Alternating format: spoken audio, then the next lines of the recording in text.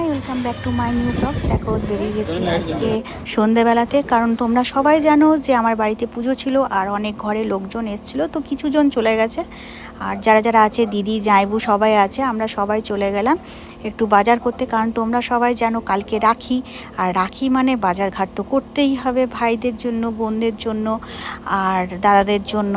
তো চলে গেলাম আমরা বেনাচিটি বাজারে।